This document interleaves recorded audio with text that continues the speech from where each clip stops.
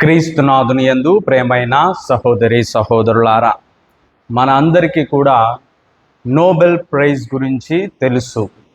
కానీ చాలామందికి అసలు ఆ నోబెల్ ప్రైజ్ అనేది ఏ విధంగా మొదలైంది, దానికి గల కారణాలు ఏంటి, ఏ కారణం చేత ఈ నోబెల్ ప్రైజ్ అనేది ఇవ్వడం అనేది ప్రారంభమైంది అనేది కొంతమందికి మాత్రమే తెలుసు. ఇప్పుడు దాని గురించి మనము తెలుసుకుందాం.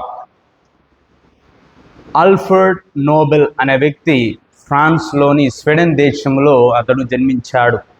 అతడికి ఎంతో జ్ఞానం, ఎన్నో తెలివితేటలు ఉన్నాయి, ఎంతో జ్ఞానము ఉంది. వాటితోటి ఆయన ఎన్నో కొత్త కొత్త విషయాలను ఆయన సృష్టించాడు, అందరికీ తెలియజేశాడు. అతడు 355 పేటెంట్ రైట్లు అతని పేరు మీద ఉన్నాయి. అంటే 355 పైగా ఆయన ఎన్నో ఇన్వెన్షన్స్ కొత్త కొత్తవి తయారు చేసి ఉన్నాడు. వాటిలో అత్యంత ప్రాముఖ్యమైనది, అత్యంత ప్రమాదకరమైనది ఏమిటి అంటే డైనమైట్. డైనమైట్ అంటే అది ఒక పేలుడు పదార్థం, యుద్ధాలలో ఉపయోగించే ఒక బాంబు అని మనం చెప్పవచ్చు. దానిని అతడే తయారు చేశాడు. అతడికి ఎన్నో ఫ్యాక్టరీలు ఉన్నాయి. అయితే వీటి ద్వారా ఈయన కనిపెట్టిన ప్రతి ఒక్క నూతన ఆవిష్కరణ ద్వారా అతడు ఎంతో డబ్బు సంపాదించాడు. మరి ముఖ్యంగా డైనమైట్, ఈ బాంబు ద్వారా ఆయన కొన్ని లక్షల కోట్లను అతడు సంపాదించాడు. అయితే అతడు ఒకరోజు ఈ విధంగా అనుకుంటూ ఉన్నాడు, ఇదిగో నేను ప్రపంచంలోనే అత్యంత ధనవంతుల జాబితా లిస్టులో నేను కూడా ఒకరిని అవుతున్నాను. ఇంకొన్ని రోజులలోనే నేను ప్రపంచంలో నెంబర్ 1 పొజిషన్కి నేను వస్తాను. రిచెస్ట్ పర్సన్స్గా ఉండే ప్లేస్లలో నేను నెంబర్ 1గా ఉంటాను అని చెప్పి అతడు చెబుతూ ఉన్నాడు. అయితే ప్రమాదవశాత్తు ఆ రోజు ఒక డైనమైట్ ఫ్యాక్టరీ అంతా కూడా ఫైర్ యాక్సిడెంట్స్ ద్వారా మొత్తం కాలిపోయింది.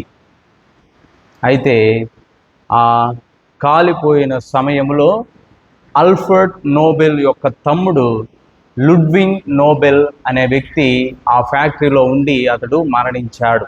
అయితే మరుసటి రోజు న్యూస్ పేపర్లో ఏమని రాశారంటే, ఇదిగో ఆల్ఫ్రెడ్ నోబెల్ మరణించాడు అని చెప్పి దాంట్లో రాసి ఉన్నారు. అయితే వాళ్ళు పొరపాటున ఈ విధంగా రాసి ఉన్నారు. దానికి టైటిల్ ఏం పెట్టారంటే, మరణ వ్యాపారి మరణించాడు, మరణ వ్యాపారి మరణించాడు అని చెప్పి దానికి టైటిల్ పెట్టి ఉన్నారు.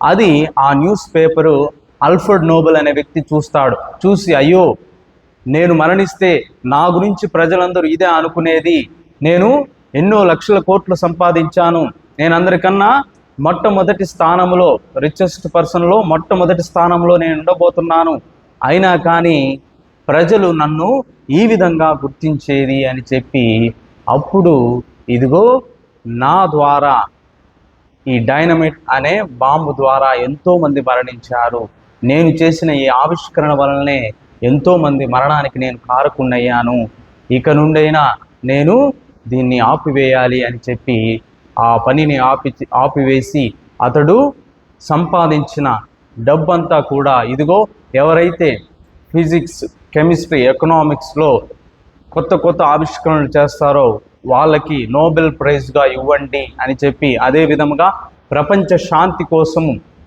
ఎవరెవరైతే పోరాడుతున్నారో వాళ్ళందరికీ కూడా నోబెల్ ప్రైజ్ ఇవ్వండి అని చెప్పి అప్పుడు నుంచి తన డబ్బంతా కూడా ఈ నోబెల్ ప్రైజ్ రూపంలో ఇవ్వడం జరుగుతుంది. ప్రియమైన సహోదరి సహోదరులారా, అయితే మనము నేటి సువిశేషపట్నంలో ఉపమానాన్ని వింటూ ఉన్నాము. అది లోబి ఉపమానం. ఇక్కడ లోబి చనిపోతాడు, కానీ ఆల్ఫ్రెడ్ నోబెల్ విషయంలో అతడు చనిపోడు. కానీ అతడు చనిపోయినట్లుగా ఆ వార్తాపత్రికలో వచ్చిన అంశాన్ని అతడు గమనించి ఇక నుండైనా నేను మారాలి అని చెప్పి తనలో మార్పు అనేది వచ్చింది. ప్రియమైన సహోదరి సహోదరులారా, నేటి సమాజంలో ఎక్కడ చూసినా కానీ ప్రతి ఒక్కరూ పరిగెడుతూ ఉన్నారు. దేని వెనక? డబ్బు వెనక. ఉరుకుల పరుకుల జీవితం. దేనికోసము? డబ్బు కోసము. అవును ప్రియమైన సహోదరి సహోదరులారా, చాలామంది కూడా మనమందరము ఆ డబ్బు కోసమే ప్రతి ఒక్క పని చేస్తూ ఉన్నాము. అయితే ఈ డబ్బు ఎవరి కోసం, దేనికోసం, ఎందుకోసము అని నువ్వు నేను పరీక్షించుకున్నట్లయితే అందరూ చెప్పే సమాధానం ఏంటి? నా కోసం, నా ఆనందం కోసం, నేను నా సంతోషము, నేను నా ఆనందం, నేను బాగా బ్రతకాలి అని ఎవరైనా ఏ మాటలు చెబుతూ ఉంటారు. అయితే మనమందరము కూడా ఆ లోబి ఆలోచించినట్లే మనం కూడా ఆలోచిస్తున్నాం. ఎప్పుడైతే తనకు అధిక పంట లభించిందో అప్పుడు అతడు ఏమనుకుంటున్నాడు? నా ప్రాణమా, తినుము, త్రాగుము, సంతోషించుము అని చెప్పి తాను చెబుతూ ఉన్నాడు. అదే ధోరణిలో మనమందరం కూడా నేడు ప్రయాణం చేస్తూ ఉన్నాము ప్రియమైన సహోదరి సహోదరులారా. దీన్ని వీక్షిస్తున్న వాళ్ళందరూ కూడా అడగవచ్చు, అయితే ఫాదర్ మరి డబ్బు అవసరం లేదంటారా? డబ్బు లేకపోతే మనం ఏం చేయలేం కదా అని చెప్పి చాలామంది ప్రశ్నించవచ్చు. అవును, డబ్బు ఖచ్చితంగా అవసరమే. డబ్బు లేకుండా మనం ఏ పని చేయలేము. కానీ అది ఎంతవరకు మనకు అవసరము, ఎంత అవసరము? 1 లక్ష సరిపోతుందా? 10 లక్షలు సరిపోతుందా? 50 లక్షలు సరిపోతుందా? 1 కోటి రూపాయలు సరిపోతుందా? 2 కోట్లు సరిపోతుందా? సరిపోదు. ఎందుకంటే మనిషి ఆశకు హద్దు అనేది లేనే లేదు ప్రియమైన సహోదరి సహోదరులారా. ఒక వ్యక్తి అంట, ఇదిగో నీవు ఉదయం నుంచి సాయంత్రం వరకు ఎంత నేల వరకు నువ్వు నడిస్తే అంత నీకే సొంతము అంటే అతడు తిండి తిప్పలు మానేసి పరిగెత్తుకుంటూ ఉదయం నుంచి సాయంత్రం వరకు పరిగెత్తుతూ ఉన్నాడు. చివరికి అతనికి మిగిలిందేంటి? 6 అడుగుల స్థలం. దురాశ దుఃఖానికి చేటు అని పెద్దలు ఊరికే అనలేదు ప్రియమైన సహోదరి సహోదరులారా. అయితే ఇంకొక ప్రశ్న కూడా మీరందరూ కూడా వేయవచ్చు. ఏమని? మరి నేను డబ్బు సంపాదించుకుంటున్నాను, దాంట్లో తప్పేంటి అని చెప్పి చాలామంది కూడా అడుగుతూ ఉండవచ్చు. అయితే డబ్బు సంపాదించడంలో తప్పేమీ లేదు. కానీ నువ్వు ఏ విధంగా దానిని సంపాదించున్నావు? నీతిగా నిజాయితీగా నువ్వు సంపాదించున్నావా? సరే, మంచిదే. కానీ అత్యాశకు పోయి, దురాశకు పోయి నీవు అక్రమంగా నేను డబ్బు కనుక సంపాదించినట్లయితే అదంతా కూడా ఏమైపోతుంది? మీరు చెప్పండి. నేటి మొదటి పట్టణంలో ఉపదేశకుడు చెప్తూ ఉన్నాడు, అదంతా కూడా వ్యర్థమే. నువ్వు ఏది సంపాదించినా కానీ, నీ అవసరానికి మించి నువ్వు ఏది సంపాదించినా కానీ అది వ్యర్థమే ప్రియమైన సహోదరి సహోదరులారా. ఇప్పుడు మీ అందరికి కూడా ఒక ప్రశ్న రావచ్చు. ఏమని? మరి ఫాదర్, మేము డబ్బును ఎంతవరకు సంపాదించాలి, ఎంత మా దగ్గర డబ్బు ఉండాలి అని చెప్పి చాలామంది కూడా ప్రశ్నించవచ్చు. అయితే దానికి సామెతల గ్రంథములో 30వ అధ్యాయము 8వ వచనంలో మనం ఈ విధంగా చూస్తాము. నన్ను సంపన్నుని చేయవద్దు, పేదవాన్ని చేయవద్దు, నాకు కావలసినంత తిండిని దయచేయుము అని చెప్పి అక్కడ ఉపదేశకుడు ప్రభుని ప్రార్థిస్తూ ఉన్నాడు. మరి మనము పోయిన ఆదివారంలో చూసినట్లుగా ప్రభు మనకు నేర్పించిన ప్రార్థన ఏమిటి? పరలోక ప్రార్థన. దాంట్లో ఏముంది?